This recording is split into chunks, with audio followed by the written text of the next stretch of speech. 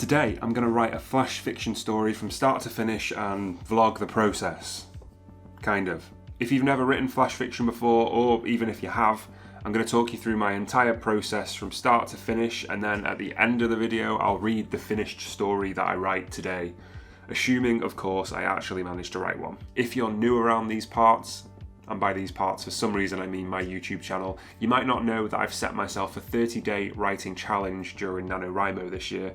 I want to write a piece of flash fiction every day for 30 days and I'm about halfway through. There's a video just up there about the challenge if you want to know more about it. I didn't want to just come up with 30 of my own writing prompts for each story each day, so to make it a bit more difficult on myself, I asked you, my community of storytellers, to send me your prompts, and then I would write a story from each of your suggested prompts every day. So far, I've really enjoyed the challenge. I've never used writing prompts before this month, but it's working for me, which is surprising.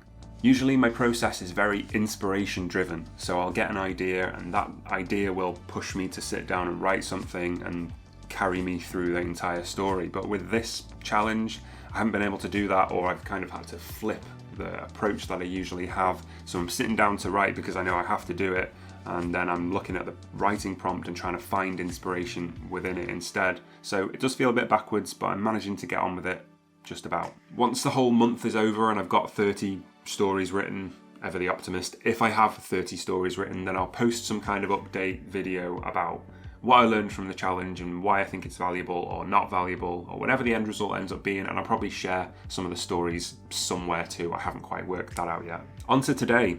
Today is day 13. For me, not for you. It's probably a good few days after by now. So the prompt for day 13, the story that I'm going to be writing during the course of this video, is this. All the times I've asked you to lie for me, please, this last time, tell her that I didn't cry. It's a fun prompt because it's pretty much wide open. I can take it wherever I want. It's not tied to a certain genre or style or subject matter. So, what's my process? How do I take this prompt and make it into a full flash fiction story? My general approach to writing flash fiction usually starts with a snapshot or a scene that I see in my head that I know I want to expand into a bigger story. So I think about that in two parts really. On one side we've got the action and events, so what actually happens during the course of the story, so that's one side, and then the other side is the message or the meaning. So what do I want to say with the story? Why do those actions and events actually matter to anyone? Flash fiction tends to be kind of meaning heavy, or it tends to lean towards the meaning rather than the actions and events. What actually happens is less important than what all of that means, if that makes any kind of sense. The way I like to write flash fiction personally is that I'm never focused on the big event. I'm always focused on the story and the sidelines, or the untold story, the quiet little moments. So that's what I tend to look for. After I've figured that stuff out, I'll move on to thinking about character. Who is my main character? How many characters are there?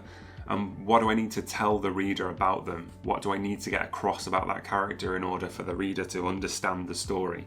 I'm really sparing when it comes to description. I do not care what shape a character's nose is unless it's central to the plot or the meaning of the story.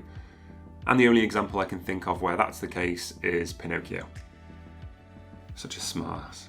Once I've picked the characters and I'm comfortable with that, I'll usually go on to perspective. Most of the time it just leads through quite naturally. Some characters will sound better as first person, whereas some will be better in third. If I have to, then I'll think about the benefits of both and what's going to work best for the story, but most of the time it just comes naturally from the character. Then I'll work on a snappy start, something that's going to hook a reader from the off. The sooner you can give the reader something to care about in your story, the better. And that doesn't have to be a massive emotional investment. That's kind of impossible to do with an opening line, but just asking some kind of question that's going to make the reader stick around to find out the answer for, that's what I aim for usually with the start. The hardest bit of the whole story then is the middle. So I have to go back to the concept, the events and the actions and the message and the meaning, figure out what parts of those I want to include and which parts I absolutely cannot live without, because this is flash fiction. I don't have a lot of time to put in twists and turns or put in musings upon message. It needs to be compact and concise. I usually lean about 70% towards the meaning and the message rather than the actions and events. That's just my style. Then, as you may have predicted, I have to pay off everything that I've set up for the reader with a satisfying ending. I have to answer all the questions that I've asked, tie off all the loose ends, usually maybe sometimes throw a twist in there, Whatever the case, I really love endings in flash fiction. So before I start today's story and get writing, if you're looking for a more in-depth guide to writing flash fiction, I've just created an online course about exactly that. It's brand new and the link is in the description. Usually the course is $20 US or whatever that happens to be in your home currency, but for the first 10 people to follow that link and sign up for the course, it's totally free. The course is made up of 40 minutes of video lessons and a handful of resources and worksheets too. And as usual, I go over my process to writing flash fiction and guide you through step by step, using examples from my own work. So self-promotion aside, I'm going to take some time now to think about the writing prompt that I've got and go through each of my stages of planning a flash fiction, I guess, or each of the stages of my process, and figure out what I want to do with this story. It's just after 9 AM now, starting to get light finally. So I'll take some time, write a first draft and check back in later. I feel like what would really help get this story written though is an 80s movie montage.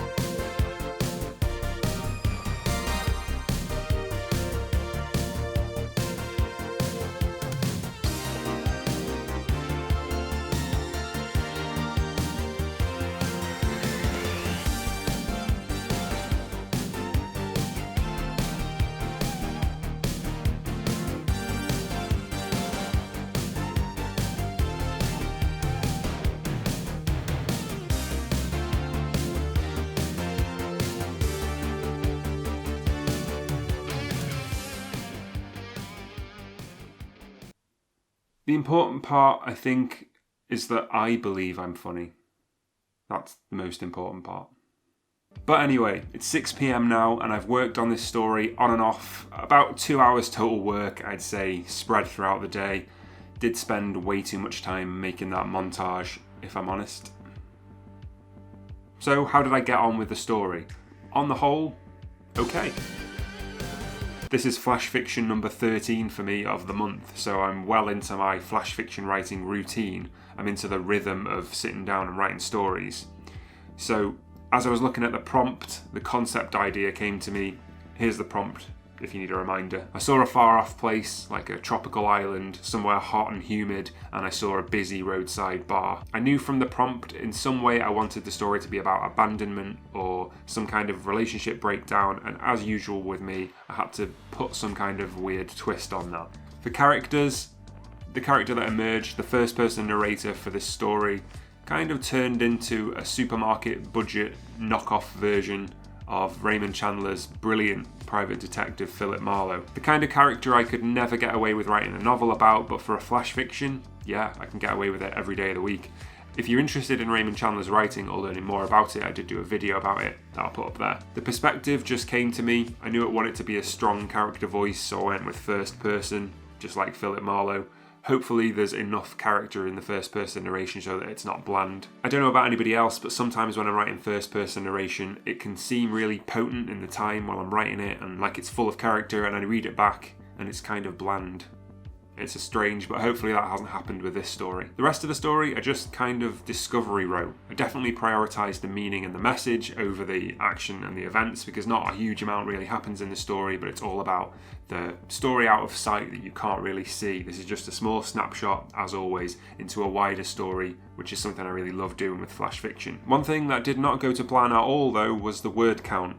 It's ended up somewhere around 950 words, which is pretty long for flash fiction. I'm knocking on the door of a short story there. This has been happening quite a lot over the course of this month. If I find I'm really into a story once I start writing it, it ends up being way too long. Time and time again, I'm getting dangerously close to short story length, so I need to keep an eye on that. Well, I mean, it's not dangerous, is it? Nobody's in danger. It's just a long flash fiction. But you know what I mean. The story may change, of course. I've done one editing pass over it, or I will have through the magic of video editing by the time you're seeing this, but most likely what I'll do is edit through again with all of the stories at the end of the month. When I've got all 30 there, I'll do a final edit and get them all into the best shape they can be, so the story might change at that point, but for now It's a finished story, and the story that you'll see at the end of this video is the product of this one day. So I finished the story, I got it done. It's probably enough 80s stuff. So now that you've seen my approach and I've talked you through how it went step by step more or less, what about the end product? I'm going to read it to you now in its entirety. Before I do that, if you're a storyteller and you're looking for other writers to talk about writing with, feel free to join our community Discord server. The link's in the description. It's full of nice people. It's totally free. We'd love to have you. And if you're serious about writing and you want to improve your craft, consider subscribing to this channel down below for more videos like this every week. Thanks so much for watching. I will leave you with the story now. It's called A Sharper Man. See you in the next video. I waited 40 minutes in the heat, treating my drink like it was the last one in the world. 2 separate locals tried to sell me a red rose, I guess figuring I was waiting on a lady. Me sitting there at the table, looking out at the square with a red handkerchief in my front pocket. I could see it. Another one tried to sell me a Rolex until I picked his pocket. He didn't seem to like that all that much, and I told him to go and find a cop and we could all talk about it together. David showed up roughly 5 minutes after I decided I was going to leave, but before I actually did it. He was drenched in sweat too. He struggled to pull out his chair and scraped it over the concrete so loudly it embarrassed me. I know, I'm late, he said. I sipped my drink, just ice by that point. Across the road from us there was a kind of clothes shop, a woman out front carrying layers of shirts over her arm, holding them against people as they passed, trying not to throw them in the gutter and walk away and never come back again. Look, would you say something? He spat at me. I could see him trying to catch a waiter's eye. That was part of the reason I was drinking ice. What would you like me to say, David? That my flight was uncomfortable? That my hotel's still a dump even after all the feedback I gave him last time? Or that your wife's doing fine even though she's on a distant continent and has no idea where you really are? He bit his tongue. Actually bit it. Somewhere around that last bit then, I said. What did you tell her when she asked you to come back out here? The price. You're a real callous person, aren't you? That's me. I'm the one running from my wife and making her spend money she doesn't have for a private detective because I'm too much of a coward to tell her I'm up to my eyeballs in debt and I don't care about her. David gave up getting a drink and got busy going red and turning the ashtray around and around in little circles until that got away from him too. I should have known by the lack of noise he was working something over. Because you're a real pillar of the community, right? He finally said. Letting her get in debt to pay you for your services, then letting me pay you more so you'll keep quiet about it. Real ethical. Oh, you're worried about her debt now. You've got your own, she tells me. Still, I bet she's paying you on a credit card, isn't she? Pretty pathetic that you'd accept that, but I guess you gotta make ends meet somehow. Can't imagine you're made of money to have to do this kind of work. David sat back with a smug look on his face. He was sweating from something more than the humidity, more than the situation, something other than blood and adrenaline rolling around in there. I leaned in, nice and close. The bank will write off her debts in a second if she tells them a sad story of how her husband died in some far-off dump across the sea, beaten to death in an alley because he said the wrong thing to the wrong person, one too many times. He clenched his fists at that, but I don't think he meant to fight me. I think he just didn't want to show he was shaking. Not from my tough guy act either, from whatever was wearing off, pushing him back into the real world. He eyeballed me, and even that felt like he wasn't actually seeing me. The man looked like his eyeballs hadn't focused in days. You don't talk to me like that. You don't get to talk to me like that and have me pay you for the privilege. You're not paying me anymore, I cut in. I found some bills in my trouser pocket, counted them out and set them on the table.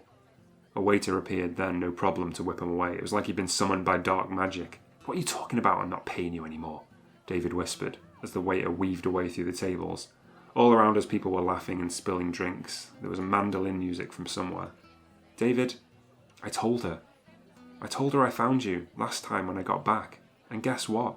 She doesn't want you back. She's past it. She doesn't want to know anything at all. The only reason I'm here is to tell you from her, don't ever come home again. Alright, pal? It took him a while to formulate a response. He was having a hard time not looking surprised. You're just a grifter. You're a real piece of work, he said. I should have known. A sharper man would have. My advice would be to kick whatever habit you've got, but you're not going to listen to me anyway, I said as I got up. I silently tucked my chair under the table. People still turned to stare, but that was only because he decided to start bawling at the table like a little baby. I made to walk away and he reached out and grabbed my sleeve. Just for a moment I didn't slap him. He let go quickly. All the times that I've asked you to lie for me, David said. Please, this last time. Tell her that I didn't cry.